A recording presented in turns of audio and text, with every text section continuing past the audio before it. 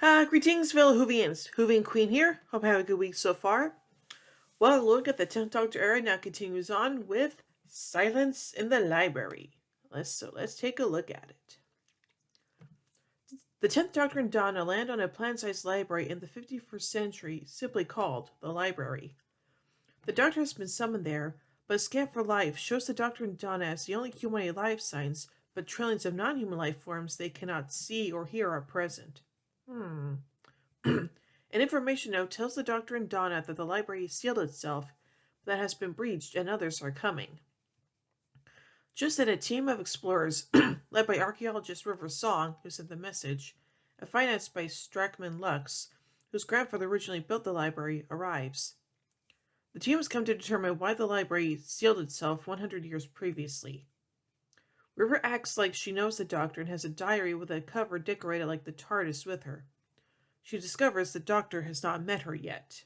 The library's operations system appears to be connected to the mind of a young girl living on 21st century Earth. When the Doctor attempts to access the library computers, the girl causes books to fly from the shelves. The events happening in the library appear to her as television shows.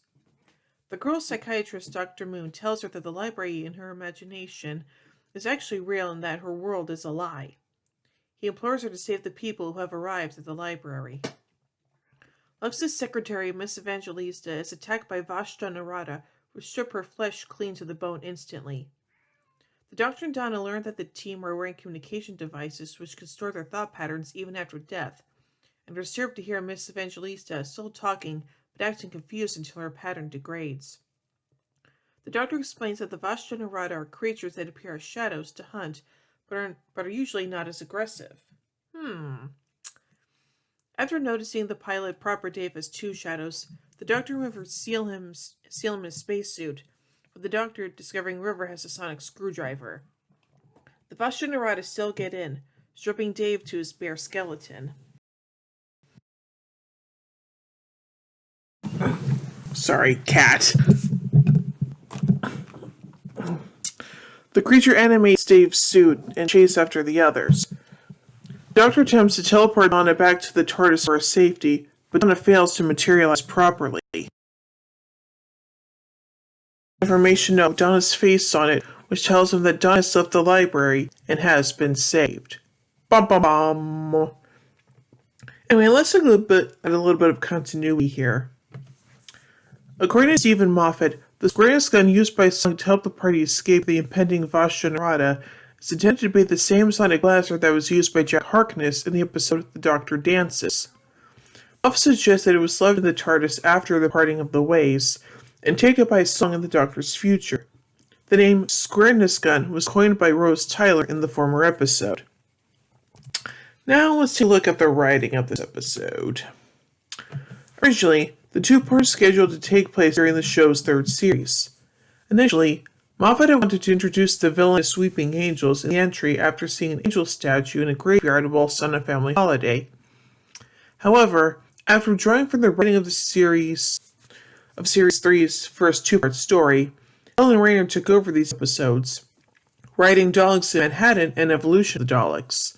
Moffat volunteered to write the series' Dr. Light episode and opted to use the Weeping Angels in what would become Blink. Later, during the fourth series, Moffat revisited his previous ideas.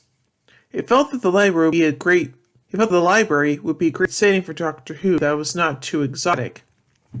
The character of River Song was originally created for the plot to make more sense. Moffat knew that the team of archaeologists would have to trust the Doctor, but that the Doctor's psychic paper could not explain and convince the team why he had appeared in a sealed-off library. Therefore, Moffat intended for the Doctor to know one of the archaeologists. Later, he decided that idea was too dull, and instead opted to have one of them know him. Now let's take a look at the casting of this episode. For the role of River Song, whom executive producer Russell T Davies described as sort of the Doctor's wife, the production decided to cast Kate Winslet. Hold on a minute. Come on, kitty. Thank you. Anyway. One of Winslet's first acting roles was in the BBC One teen drama Dark Season, written by Davies. The The role of River Song eventually went to Alex Kingston, known for starring in the popular U.S. drama ER. On Kingston's casting, Davies said, quote, "I bloody love her." Kingston had been a fan of Doctor Who as a child. Kingston did not initially expect her role to be recurring, only later learning that Moffat had always intended for Song to come back for return appearances. Kingston enjoyed getting to play an unusual action hero female role, and praised the show for its variety of settings and opportunities to live one's childhood fantasies, playing with laser guns and wearing varied costumes from one appearance to the next. In regards to having to speak complicated dialogue, she said that she had, quote, worked with the medical consultant on ER to explain what we were saying, so I would say the purpose and the truth. On Doctor Who, I have no idea what some of my lines mean. Discussing her role alongside Tennant and Tate in her 2008 introductory episode, Kingston said, quote, "We just clicked. I've done guest roles on other shows, but I really have felt such a warm bond," end quote. About working with Kingston, Tate later said, quote,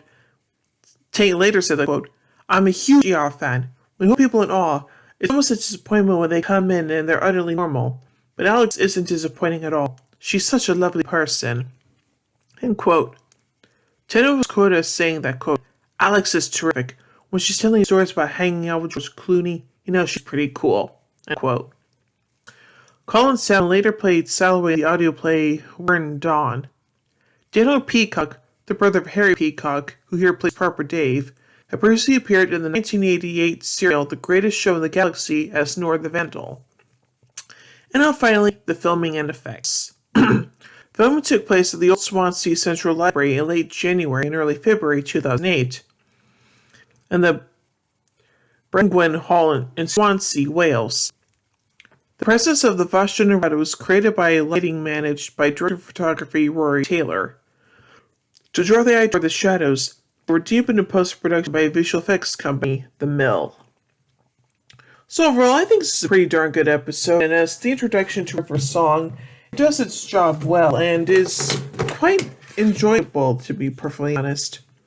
So overall, I give Silence in the Library 4 sonic screwdrivers out of 5. Well, until next time, as the story concludes with Forest of the Dead. Well, hope you'll enjoy that review.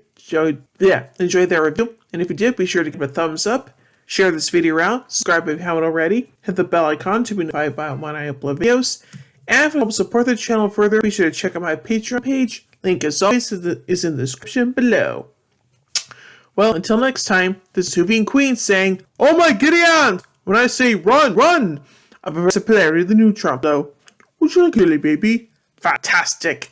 Alonzi! Geronimo!" Bow ties are cool, fezzes are cool, and Stetsons are cool.